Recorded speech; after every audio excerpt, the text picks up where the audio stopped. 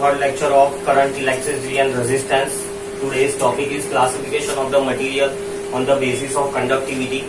So on the basis of conductivity, we classify materials into two categories, that is metals, right, which are also conductors.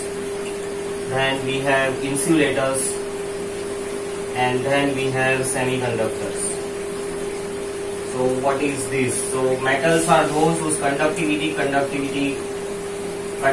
denoted by the sigma, right? So conductivity is high. Insulators are those whose conductivity is very low, right? Or you can say it is least. And the semiconductors are those materials whose conductivity is intermediate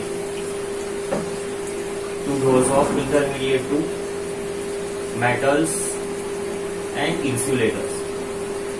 Best examples for the categories are, right, metals we have gold, silver, copper. These are the elements, right? These are the metals whose conductivity is good. We see generally we use copper in electrical wiring, right?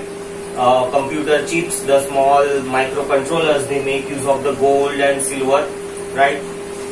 Then insulators, we have plastic, wood, right? These are the good insulators. Then in case of the semiconductors, we have germanium, we have silicon, we have aluminium, we have gallium, right? These are the elements which are semiconductors. So this is how we classify on the basis of conductivity. Three categories: metals, insulators and semiconductors. Then the next topic which we have is effect of the temperature on resistance. Effect of temperature on resistance.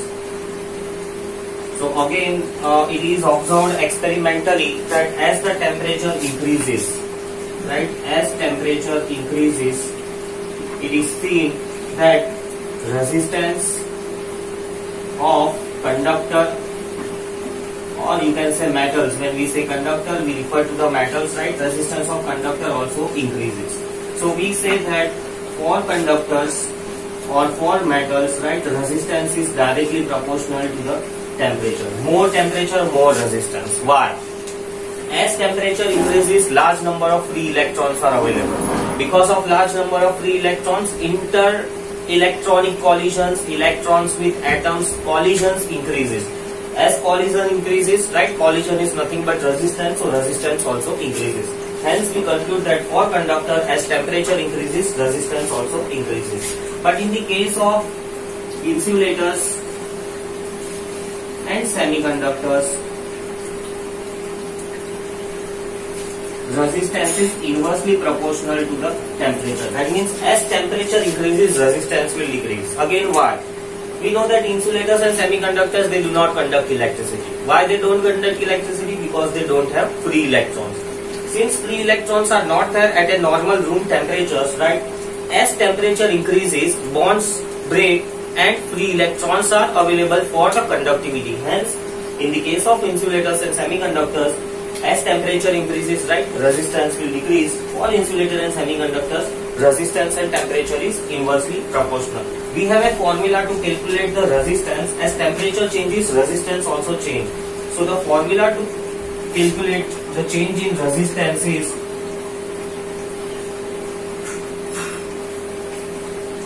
this, right? RT is resistance at temperature T, right?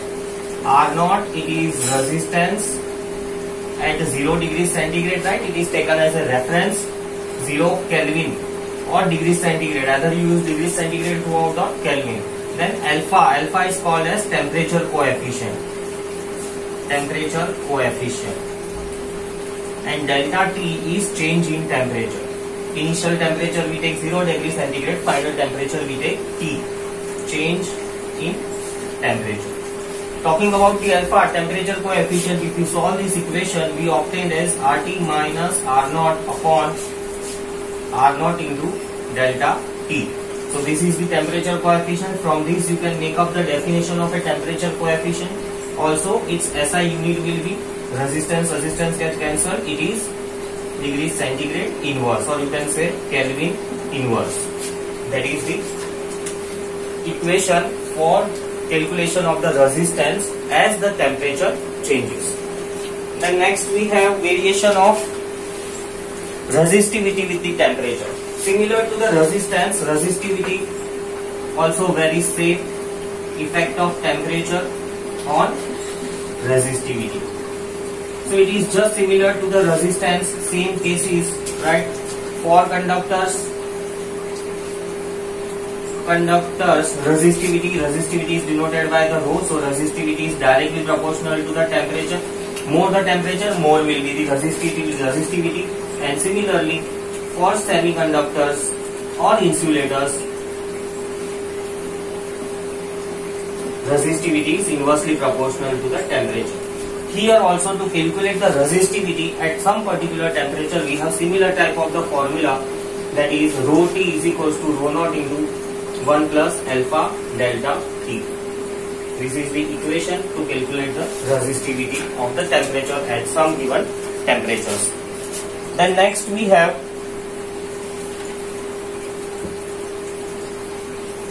if we draw a graph in order to show the variation of resistivity, then for conductors the graph is somewhat like this, right?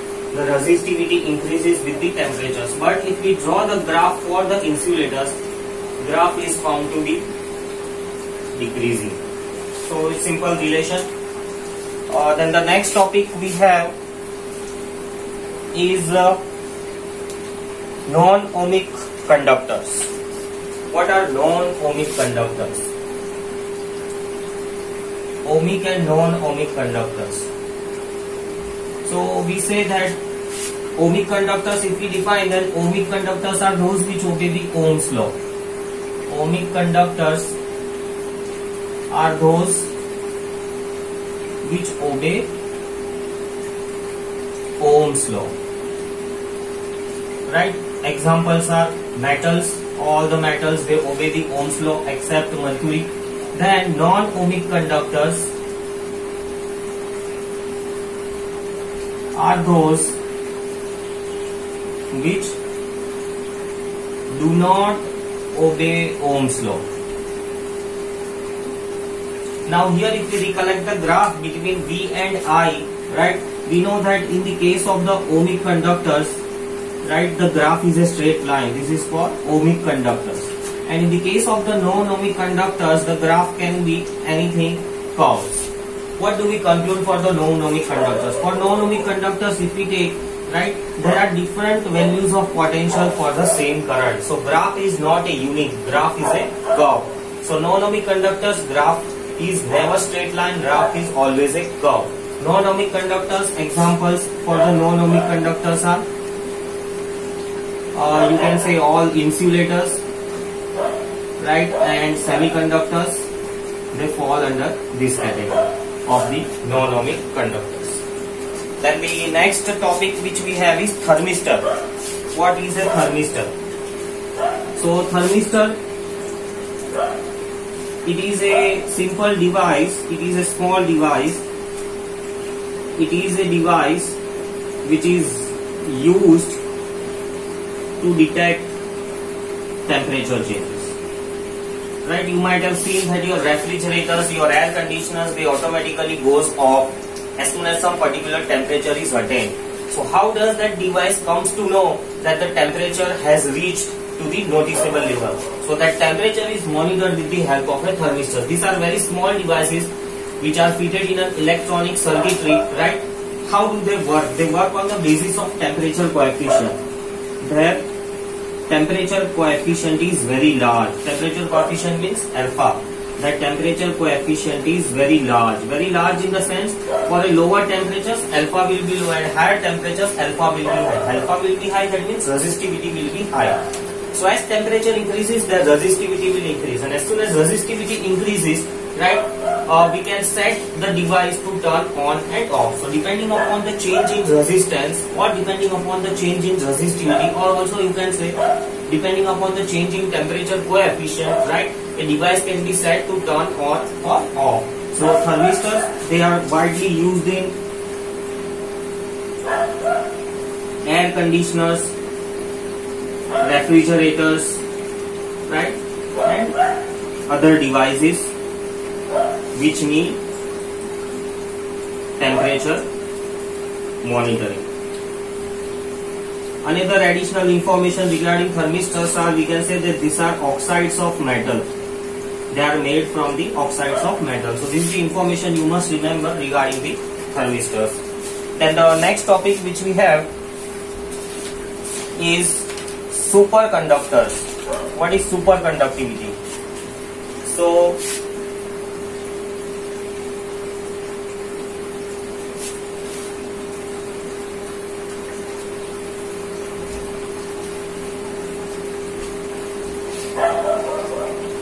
superconductivity.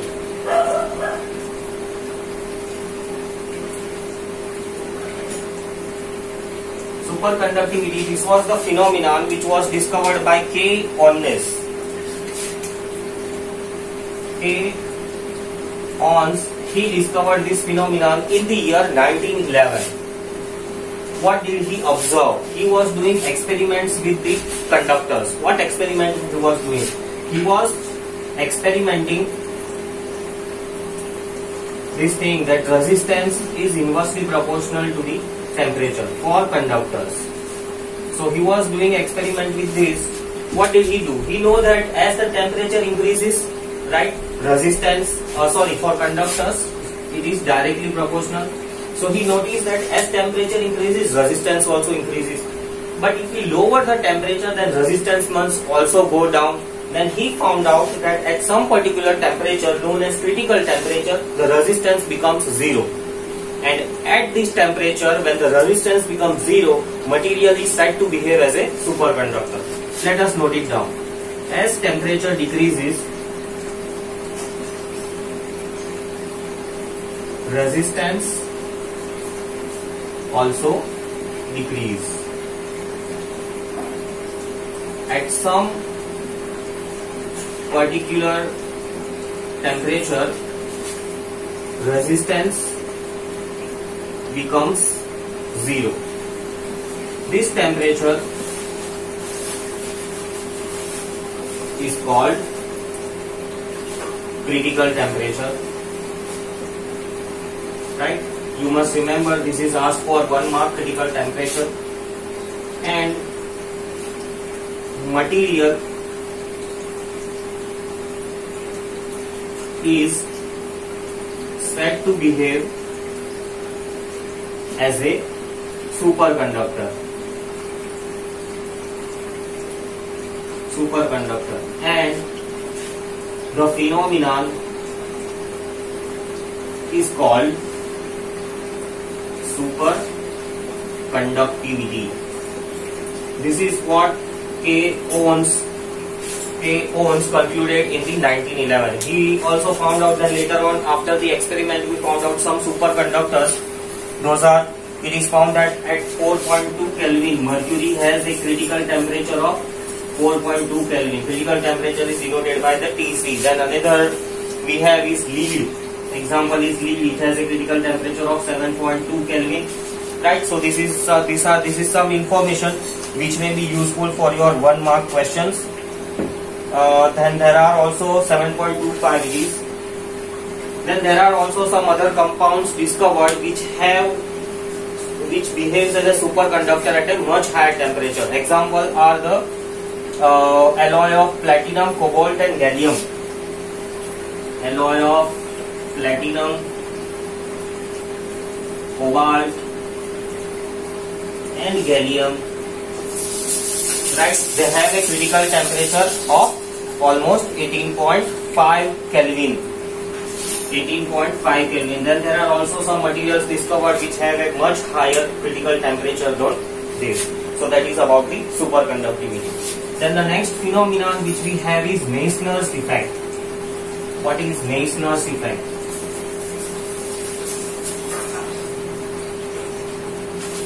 Meissner was again one more scientist. Meissner effect.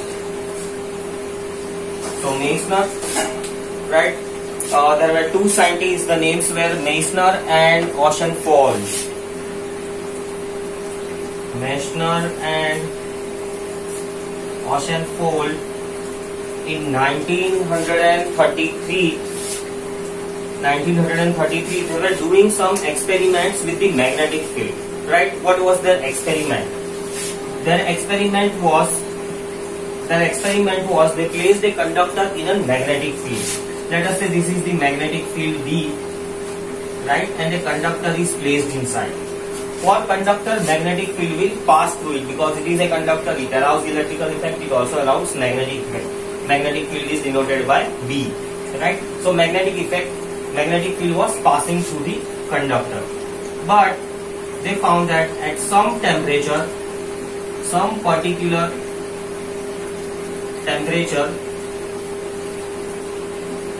known as, this temperature was called as transition temperature.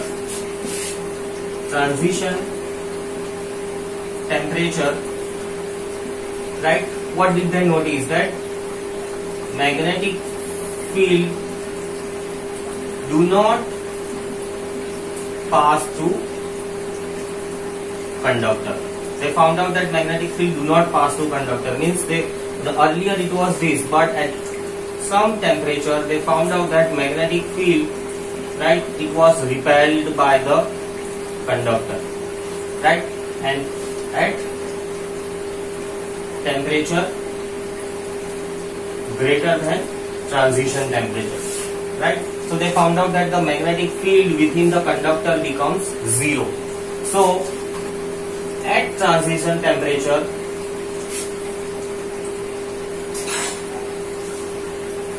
when magnetic field becomes zero inside conductor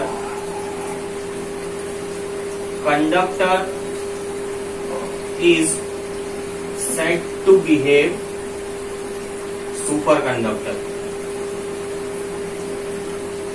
and effect is called Meissner's effect. So that is what the scientists found out. So a similar phenomenon for the superconductors, Meissner's effect. Now what do we do with these superconductors? Obviously electricity comes to our home through copper wires, through iron wires. There is large resistance in the wires, right? Because of those resistance, energy is lost. We have to pay the bills. Now in case if the superconductors are used to transmit the electricity from power station to our homes, then because of the superconductivity, resistance will be zero, and as resistance is zero, power loss will become zero, and so we will have a electricity at a free of cost. That is what is the application of superconductors. Superconductors can also be produced to make a very heavy magnets, very strong magnets. The strong magnets can be further used to generate electricity. So these are the various uses of the superconductors. If you have liked the lecture, if you are enjoying learning, please like, share, subscribe. Thank you.